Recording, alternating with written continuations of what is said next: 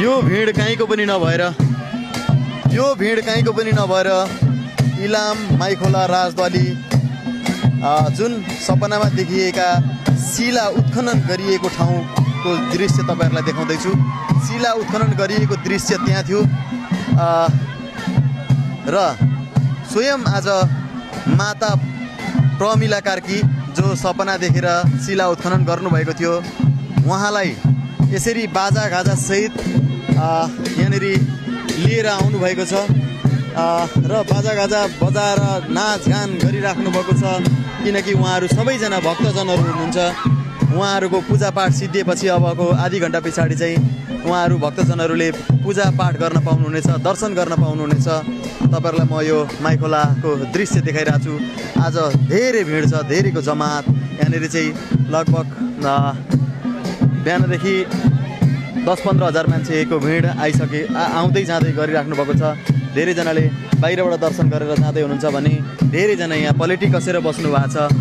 दर्शन गरेर मात्र फर्किने भनेर बिहानदेखि आएर भात नखाई बस्नु भएको छ। देख्न सकिन्छ यता छुट्टै रमाइलो छ। फेरि उहाँहरूले चाहिँ यसरी नाचगान गरेर बसिराख्नु भएको छ। तपाईहरुलाई म देखाउन चाहन्छु यहाँ धेरैजना सुरक्षाकर्मी साथीहरू पनि आएर खटिनु भएको छ।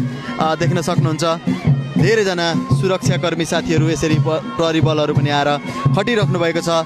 उहाँहरूलाई पनि धेरै धेरै धन्यवाद र हाम्रो नगर प्रहरीहरू पनि आएर खटिनु भएको छ। उहाँहरूलाई पनि धेरै धेरै धन्यवाद दिन चाहन्छु। धेरैजना दर्शकहरू आउनुभएको छ, भक्तजनहरू आउनुभएको छ। उहाँहरूलाई पनि धेरै धेरै धन्यवाद भन्न चाहन्छु। यहाँ यसरी चाहिँ बाजा गाजा सहित रमाइलो गर्दै हुनुहुन्छ। अब हाम्रो जुन प्रमिला माताको चाहिँ अलिकति ध्यान पाठ उहाँहरूले पढ्दै हुनुहुन्छ।